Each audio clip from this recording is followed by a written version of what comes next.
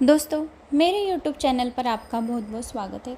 तो आइए जानते हैं देवशयनी एकादशी की व्रत कथा। यह व्रत कथा सुनने मात्र से ही बड़े बड़े पापों का नाश होती है।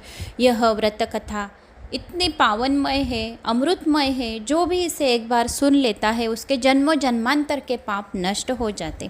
तो दोस्तों, देवशयनी एकादशी के दिन जो भी कोई साल में एक बार भी यह एकादशी कर ले तो उसका पुण्य उसके साथ जन्मों तक उसके साथ रहता है। और यह व्रत कथा भी सुन ले तो उसका पुण्य भी उसके साथ जन्मों तक उसके साथ रहता है। कोई ही उसके कर्म जो है वो दुख के सारे पीछा छोड़कर यह देवशयनी एकादशी का पुण्य उसके खाते में आ जाता है। तो यह व्रत कथा अवश्य सुने और एकादशी भी अवश्य करें। तो आप सबको मेरी तरफ से देवशयनी एकादशी, आषाढ़ी एकादशी की बहुत सारी शुभकामनाएं। तो दोस्तों, आइए यह व्रत कथा सुनते हैं। युधिष्ठिर ने पूछा, भगवान, आषाढ़ के शुक्ल पक्ष में कौन सी एकादशी होती है? इसका नाम और विधि क्या है? यह बतलाने की कृपा करें। भगवान श्री कृष्ण बोले, राजन, आषाढ़ शुक्ल पक्ष की एकादशी का नाम शयनी है। मैं उसका वर्णन करता हूँ। वह महान पुण्यमयी है, स्वर्ग और मोक्ष प्रदान करने वाली है, सब पापों को हरने वाली है तथा उत्तम व्रत आषाढ़ शुक्ल पक्ष में शयन एकादशी के दिन जिन्होंने कमल पुष्प से कमल लोचन भगवान विष्णु का पूजन तथा एकादशी का उत्तम व्रत किया है, उन्होंने तीनों लोकों और तीनों सनातन देवताओं का पूजन कर लिया। हरिशयनी एकादशी के दिन मेरा एक स्वरूप राजा बलि के यहाँ रहता है और दूसरा क्षीर सागर में शेषनाग की शैया पर तब तक शयन करता है जब तक आगामी कार्तिक की एकादशी नहीं आ जाती। अंत आषाढ़ शुक्ल पक्ष की एकादशी से लेकर कार्तिक शुक्ल पक्ष एकादशी तक मनुष्य को भली भांति धर्म का आचरण करना चाहिए। जो मनुष्य इस व्रत का अनुष्ठान करता है वो परम गति को प्राप्त होता है। इस कारण यत्न पूर्वक इस एकादशी का व्रत करना चाहिए। एकादशी के रात्रि में जागरण करना चाहिए। शंख चक्र और गदा धारण करने वाले भगवान विष्णु की भक्ति पूर्वक पूजा करनी चाहिए।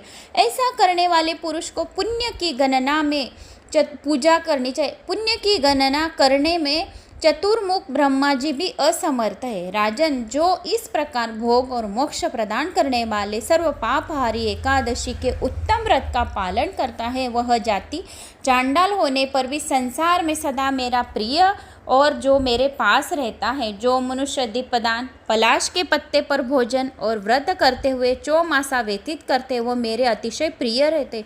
चौमासे में भगवान विष्णु सोए रहते, इसलिए मनुष्य को भूमि पर शयन करना चाहिए। सावन में साग, भादों में दही, क्वार में दूध और कार्तिक में दाल का त्याग कर देना चाहिए। जो चौमासे में ब्रह्मचर्य का पालन करता है वो परम गति को प्राप्त होता है। राजन, एकादशी के व्रत से ही मनुष्य सब पापों से मुक्त हो जाता है। अंत सदा इसका व्रत करना चाहिए, कभी भूलना नहीं चाहिए। शयनी और बोधनी के बीच में जो कृष्ण पक्ष की एकादशियाँ होती है, गृहस्थ के लिए वे ही व्रत रखने योग्य रहते। अन्य मासों की कृष्ण पक्षीय एकादशी गृहस्थ के रखने योग्य नहीं होती। शुक्ल पक्ष की सभी एकादशी करनी चाहिए। जो भी मनुष्य इस एकादशी का व्रत करता है, सुनता है, पढ़ता है या किसी को सुनाता है, उसे अश्वमेघ यज्ञों की पुण्य की प्राप्ति होती।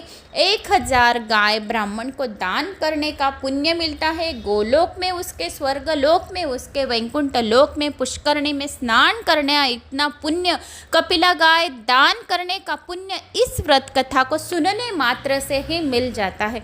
तो दोस्तों, एकादशी के दिन रात्रि में जागरण करके रात्रि में 12 बजे विष्णु भगवान के सम्मुख विष्णु सहस्र नाम का पठन जो व्यक्ति करता है उसके सहस्र जन्म, सहस्र अश्वमेघ पुण्य के समान उसके घर में माँ लक्ष्मी विराजमान रहती। इसीलिए एकादशी के दिन विष्णु सहस्त्र नाम का पठन करना चाहिए। तो दोस्तों, आपको अगर यह व्रत कथा अच्छी लगी हो तो ज़्यादा से ज़्यादा लोगों तक शेयर करें, सब्सक्राइब करें चैनल को और एक कमेंट्स और एक लाइक मेरा आत्मविश्वास बढ़ाने के लिए ज़रूर करें। तो दी गई जानकारी पसंद आई होगी तो वीडियो को लाइक, चैनल को सब्सक्राइब करें। जय श्री महाकाल। या ओम नमो भगवते वासुदेवाय नमः।